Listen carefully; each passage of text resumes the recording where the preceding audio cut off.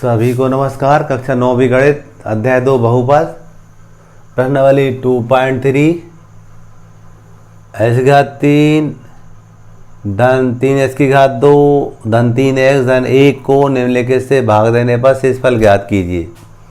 5 सवाल दिए हैं। इसमें हम दिए हुए बहुपद को px के बराबर मान रहे हैं और x का मान यहाँ से निकाल करके उसमें रखेंगे।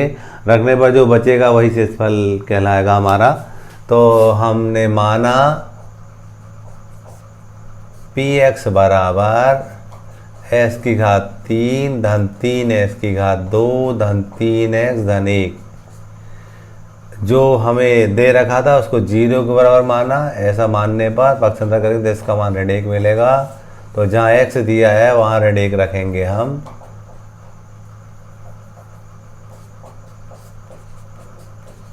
ऋण x की घात 3 ऋण 1 की घात 3 हो जाएगा। वो x की घात 3 ऋण 1 की घात 3, इसका मान ऋण 1 था।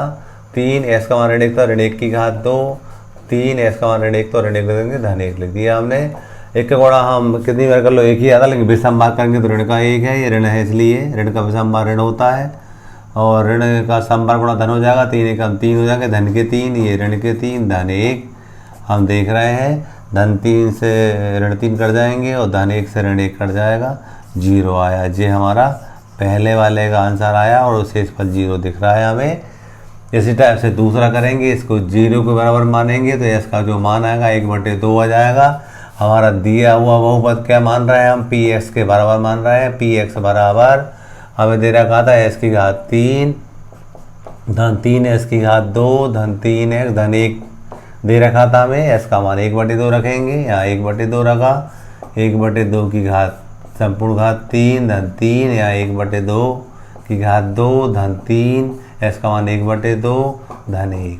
हम जानते हैं 1 का गुणा 3 बार करेंगे 1 ही आएगा, 2 गुणा 3 बार करेंगे तो 8 आएगा, 2 दूनी 4 दूनी 8 होता था।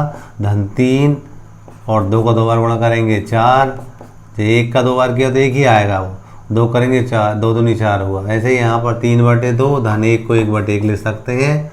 इसका लघुत्तम देख रहे हैं, लघुत्तम आया इसका 8, 1 आएगा, 4 दूनी 8, 2 का गुणा ऐसे करेंगे 2 3 6, यहाँ 2 का इसमें पढ़ेंगे बढ़ा, 4 बार गया, 4 का गुणा 3 से करेंगे 4 3 12, 1 का हम इसमें भाग देंगे 8 बार तो 8 बार गया, वो 8 में दिया तो 8 1 फिर 8 हो जाएगा। ऊपर से गुणा करते हैं, क्या करते हैं हम 8 4 2 और 1 का हम एलसीएम निकालते हैं। जैसे मान लो किसी को नहीं आता उनको मैं दिखा रहा हूँ, 8 4 और 2 का एलसीएम इस टाइप से निकालते थे।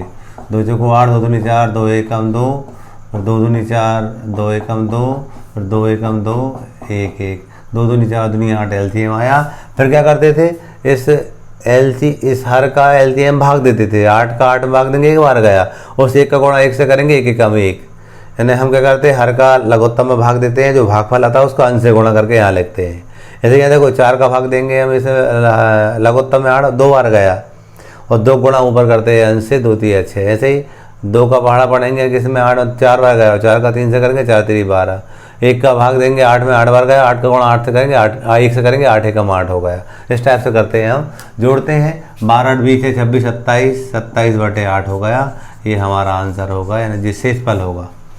अगला सवाल था हमारा x बराबर 0 दे रखा, बहुपद हमने माना था जो हमारा px है वह x की घात 3 धन 3x की घात 2 धन 3x धन 1 करके है।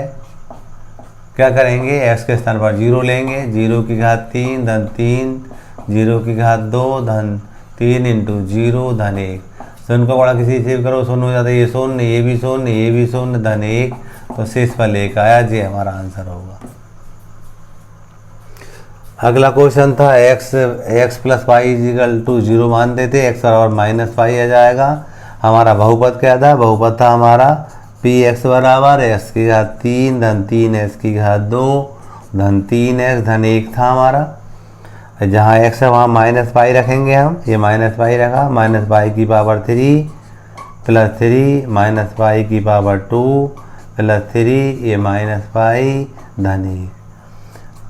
ऋण का गुणा 3 बार करेंगे विषम भाग ऋण आएगा, ये पाई की घात 3 बन जाएगा, ये धन हो जाएगा 3 पाई की घात 2 ऋण 3 पाई धन 1। ये आंसर होगा हमारा। एक क्वेश्चन और रहा है इसका, इसको 0 के बराबर मानेंगे हम। 2x बराबर ऋण 5 होगा पक्षांतर करने पर, x बराबर ऋण 5/2 होगा।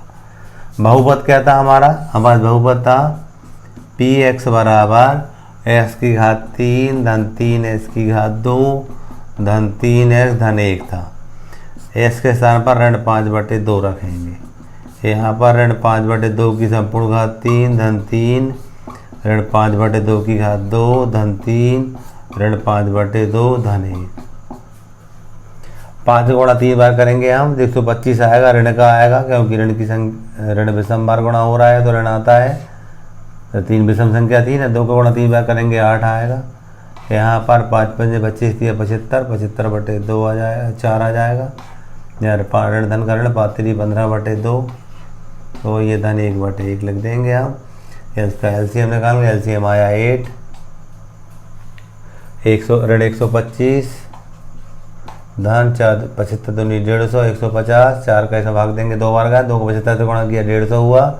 ऋण 2 का भाग देंगे इसमें 2 चौको 8, 15 चौको 60 होता है। धन 1 8 8, 8 एकम 8 होगा। धन की संख्या जोड़ेंगे और ऋण की घटाएंगे, फिर 158 हो गई। इसमें से हम ऋण वाली कौन सी हो रही है हमारी, इन दोनों को जोड़ेंगे तो ये ऋण 60 जोड़ा हमने और किस में जोड़ा 125 में, तो 0 5 आएगा, ये 5 और 6 और 2 8, 185 ऋण के, ये धन के हैं। घटाएंगे हम, 15 में से 8 गए 7, यहाँ 7 में 2 गए 5 गए 2, ऋण के बचेंगे, तो ये ऋण 27/8 आता। हमने क्या किया, 50 में 8 जोड़े, धन के 158 हो गए और ऋण 125 में ऋण 60 जोड़े तो वो ऋण 165 हो गए, 185 हो गए। घटाने पर हमें ऋण 27 मिलता है। इस टाइप से इसका जो शेषफल होगा ऋण 27/8 होगा। क्वेश्चन नंबर 2, x की घात 3 ऋण x की घात 2 धन 6x ऋण a को x ऋण से भाग देने पर शेषफल ज्ञात कीजिए। अभी क्या वैसे ही करेंगे, इसको भी हल लिखा हमने, माना px बराबर x की घात 3 ऋण x की घात 2 धन 6x ऋण a। चूँकि x ऋण a से भाग देना, इसको 0 मानेंगे, x बराबर a आ जाएगा।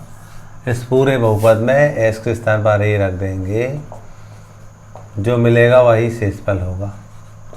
x के स्थान पर a रखने जा रहे हैं हम। a की घात 3 गुणांक भाग जोड़ती जब a की घात 3 बन जाएगी, 6 में से 1 गए तो 5 बचेंगे। a की घात 3 से 1 की घात 3 कट जाएंगे, ये 5 आया और यही शेषफल होगा, यही आंसर होगा। अगला है, जांच कीजिए कि 7 + 3x³ + 7x का एक गुणनखंड है। क्या करेंगे, यहाँ से इसकी वैल्यू निकालेंगे, इसमें रखेंगे, रखने पर शेषफल 0 आएगा तो गुणनखंड है, और नहीं आएगा तो नहीं है। हल लिखा हमने, 7 + 3x = 0, इससे 3x = -7 या x = -7/3। इसकी वैल्यू निकाल ली हमने पक्षांतर से। अब मान रहे हैं जो बहुपद है हमारा px है, ये हमने माना है, और वो क्या है 3x की घात 3 धन 7x के बराबर है। s का मान हमें यहाँ पर रख देंगे ऋण 7/3, तो यहाँ लिखा 3 ऋण 7/3 का होल क्यूब धन 7 ऋण 7/3। हम जानते हैं 7 का 3 बार गुणा करेंगे हम, 7 7 49, 49 का हम 7 में करेंगे, 7 9 63 का 3 आता है 6, 7 चौको 28 और 6 34, 343 ऋण का ही आएगा। 3 × 343 बटे 3 का गुणा 3 बार करेंगे 27 मिलेगा। ये चूँकि ऋण का निशान इसलिए आएगा, ऋण का गुणा विषम बार हो रहा है इसलिए आएगा। और ये ऋण धन का ऋण 7 7 49 बटे 3। अगले पद में ये करेंगे 3 एकम 3, 3 9 27, ऋण 343 बटे 9, 49/3।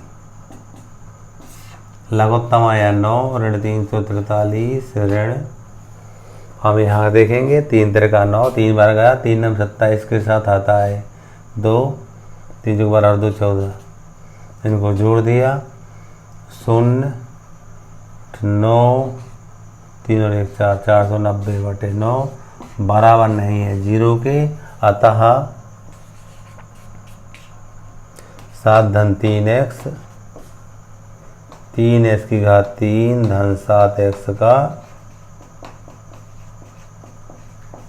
गुणनखंड नहीं है। अगर शून्य आ जाता ना तो हम कहते हैं गुणनखंड है। इस प्रकार से प्रश्नावली हमारी कंप्लीट होती है।